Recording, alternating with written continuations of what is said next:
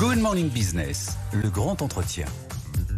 7h44 sur BFM Business et sur RMC Découverte. L'invité du grand entretien ce matin, c'est Gilles Clavier. Bonjour. Bonjour. Vous êtes le directeur général d'Essendi. C'est la nouvelle marque de l'ancienne Accor Invest. Vous vous détachez donc du groupe Accor avec un nouveau nom, un refinancement et puis une nouvelle stratégie. Vous allez nous expliquer tout ça. Juste le groupe, c'est 4 milliards d'euros de chiffre d'affaires, un portefeuille de 7,8 milliards d'euros, 568 hôtels sous des marques internationales, évidemment comme Ibis, Novotel et Mercure.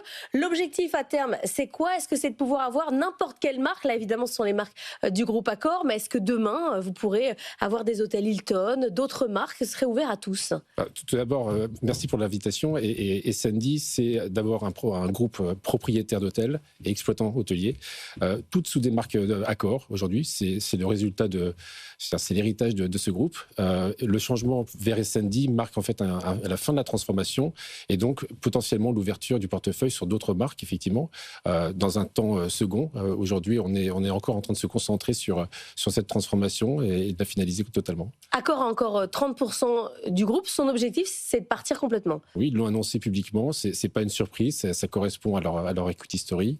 Je crois que ils ont fait le temps. Ils ont assuré le support de feu Accor Invest et maintenant Essendi dans les périodes un peu compliquées. Et donc aujourd'hui, tout naturellement, ils vont chercher à sortir de ce groupe qui va mieux, qui va nettement mieux. Vous, oui, parce que la période a été évidemment compliquée, notamment autour du Covid. Votre stratégie aujourd'hui sur l'hôtellerie, c'est le moyenne gamme. C'est typiquement l'Ibis classique. C'est ça qui vous intéresse. C'est là où vous voulez vous développer. Le segment économique et le segment milieu de gamme, qui sont deux segments très forts, très résistants, et puis surtout en capacité de réagir très rapidement après une crise.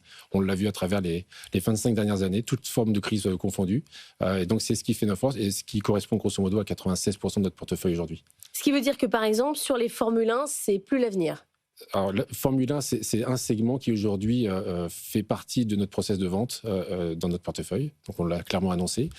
Et donc, tôt ou tard, il rejoindra un autre investisseur. Sur la question des gammes, moi, je pensais bêtement qu'aujourd'hui, tout hôtelier voulait un grand bar, comme dans les Mama Shelter, pour faire de l'hospitality, qu'on vienne y passer la journée. C'est pas là où vous allez, vous, directement. Non, il y a une vraie tendance, effectivement, sur ce qu'on appelle le lifestyle, qui augmente fortement. La plus grande masse de développement se fait sur le lifestyle aujourd'hui, les Mama Shelter entre autres, et c'est assez significatif.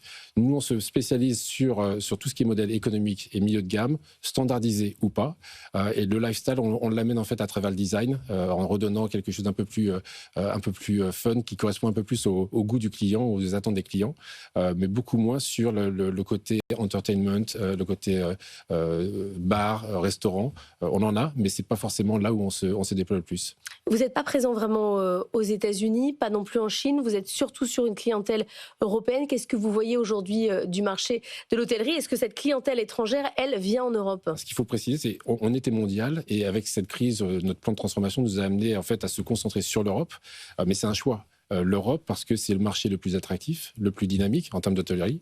Les marques que je citais et les segments sur lesquels nous spécialisons sont les plus forts également. Donc il y a un vrai choix stratégique de se concentrer sur ces segments qui sont porteurs et avec une demande assez solide. Mais pourtant pas vraiment poussé par la clientèle étrangère qui ne va pas forcément venir dans un Ibis. Je parle des Américains par exemple. Donc 85% de notre clientèle est européenne et principalement sur des marchés domestiques, donc principalement du pays dans lequel l'hôtel se trouve.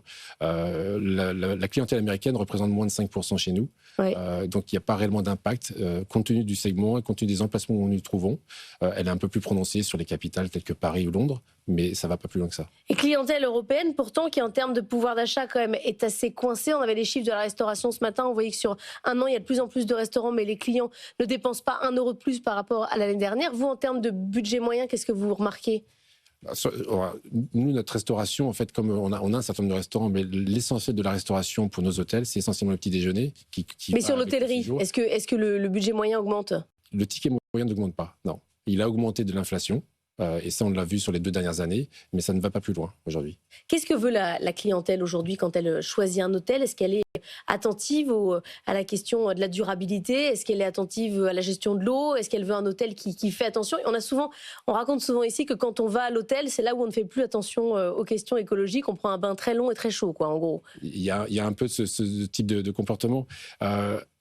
Alors, il y a plusieurs réponses à ça, mais nous, en tant que propriétaires et exploitants, les tendances les plus fortes qui marquent les attentes des clients tiennent essentiellement sur le respect de l'environnement, effectivement l'engagement sociétal de l'hôtel en lui-même, puisque le client ne voit pas qui est le propriétaire derrière.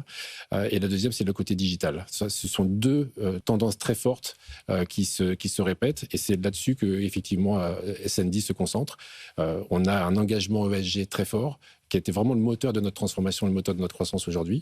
Et puis le digital vient s'installer en fait à la fois pour la partie client et pour la partie collaborateur. Il faut aussi aider dans ces transformations-là le collaborateur à travailler de façon différente et de façon facilitée.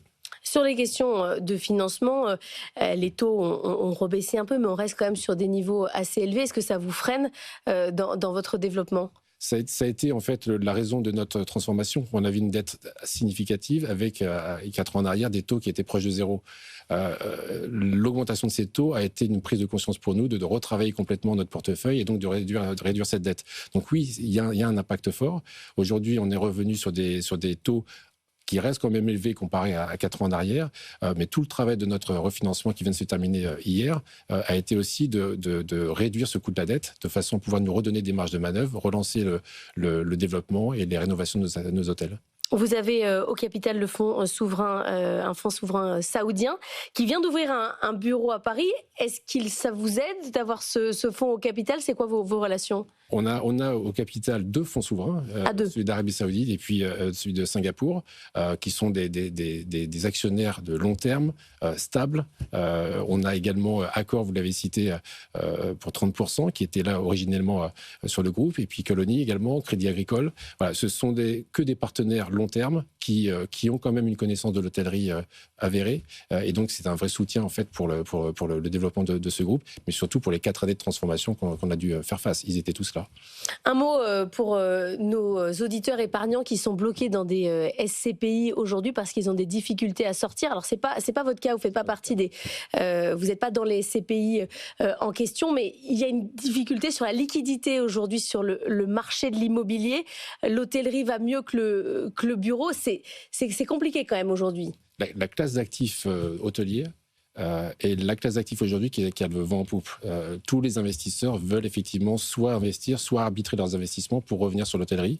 Donc ça a été ce qui est plutôt de bon augure pour nous, qui étions dans un process de vente. Oui. On a été effectivement supporté par ce cycle. Et quand on a des actifs de qualité, les investisseurs sont au rendez-vous et on a tout type d'investisseurs. Merci beaucoup, Gilles Clavier, d'être venu ce matin dans la matinale de l'économie pour nous parler donc de la nouvelle vie d'Accor Invest qui s'appelle désormais S&D.